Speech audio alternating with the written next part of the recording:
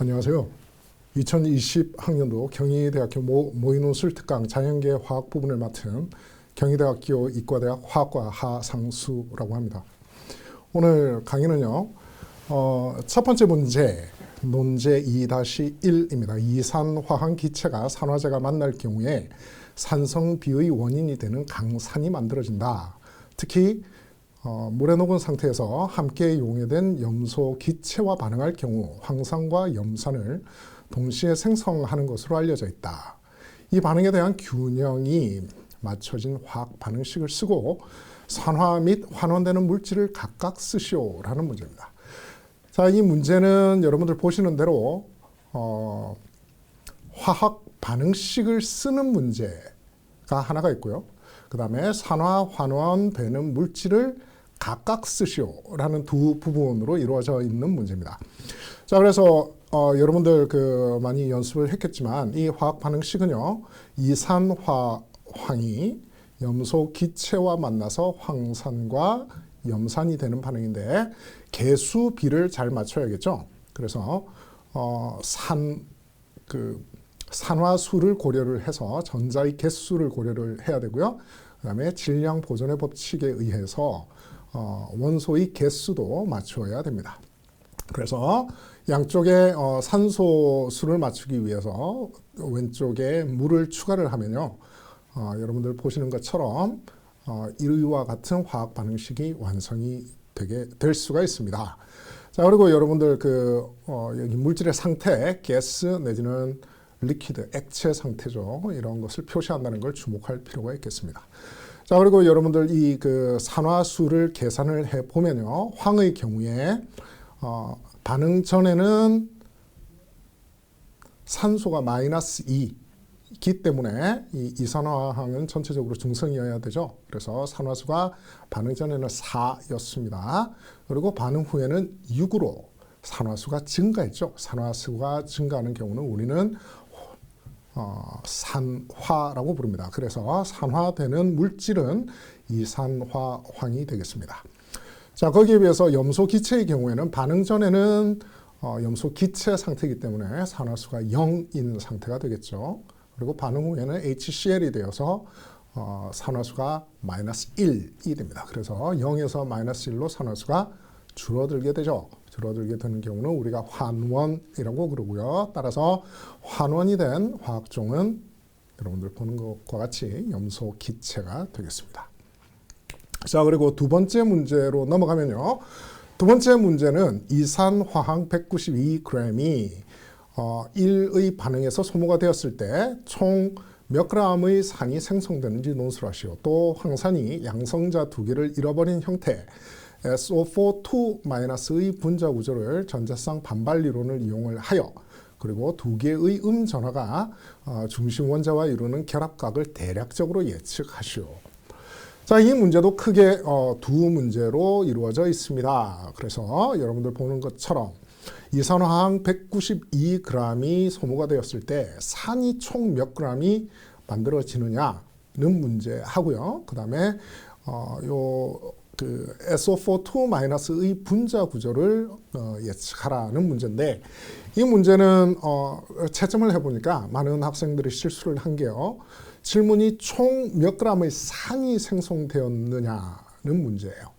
아까 우리가 화학 반응식, 완결된 화학 반응식에서 봤을 때 생성물이 H2SO4 황산과요, HCl 염산이었죠. 그래서 이 문제에서 산은 두 가지 모두를 뜻합니다. 그래서 황산과 염산을 모두 고려를 해야 되고요. 그리고 앞에 화학 반응식에서 이산화황 한 분자에 대해서 황산이 한 분자가 생성이 되고요, HCl 염산이 두 분자가 생성되죠.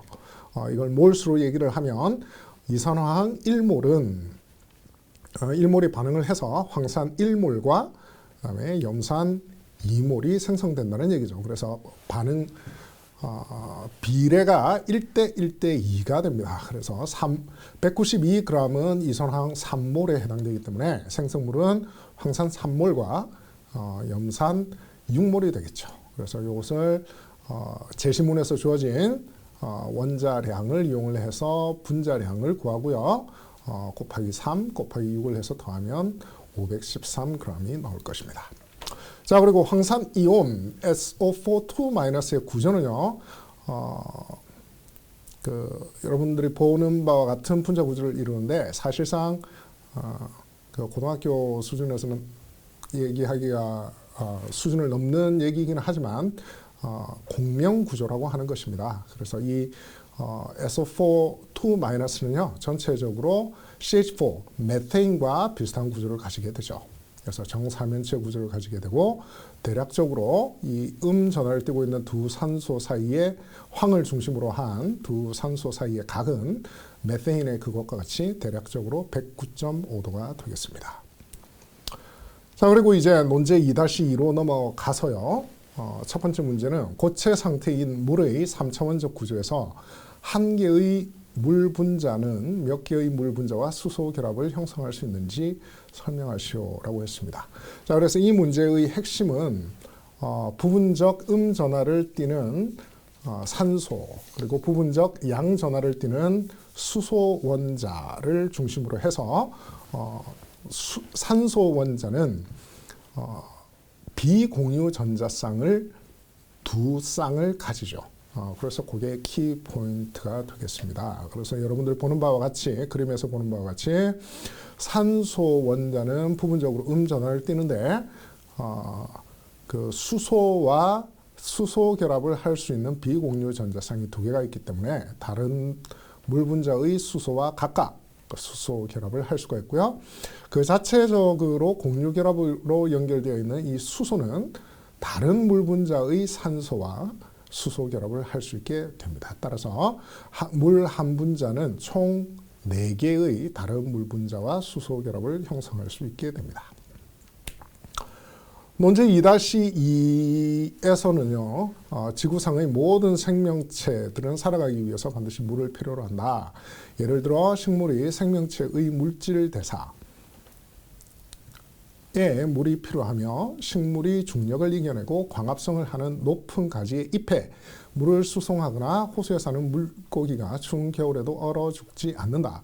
이와 같은 각각의 현상에 대한 이유를 제시문에 설명한 물의 특성에 근거하여 설명하시오입니다. 자, 그래서 여러분들이 문제에서 주어진 바와 같이 각각의 현상이 몇 가지가 있죠? 생명체의 물질 대상에 물이 필요하다는 현상 하나, 그리고 식물이 중력을 이겨내고 광합성을 하는 높은 가지의 잎에 물을 수송한다. 현상 2개. 그리고 호수에 사는 물고기가 추운 겨울에도 얼어 죽지 않는다. 현상 3개입니다. 그래서 이 현상 3가지 현상에 대해서 제시문에 나와 있는 물의 특성을 이용을 하여 설명하는 문제가 되겠죠. 그래서 생명체의 물질 대사를 하기 위해서는 그 물질들이 있어야겠죠. 그래서 물이 좋은 용매다. 이 그 물질 대사에 참여하는 또는 결과물인 화학 종들이 물에 잘 녹아 들어간다. 그 이유는 물이 극성 분자이기 때문에 그렇다. 그래서 화학 용액이 잘 된다. 잘 녹이는 용매가 된다는 것이고요. 그리고 식물이 중력을 이겨내고 광합성을 할 수 있는 높은 가지의 잎에 물을 수송한다는 것은 물의 모세 혈관 현상, 모세 현상 또는 수소 결합에 의한 모세 현상이라고 얘기할 수가 있겠죠. 그래서 수소 결합으로 인한 물의 강한 응집력 때문에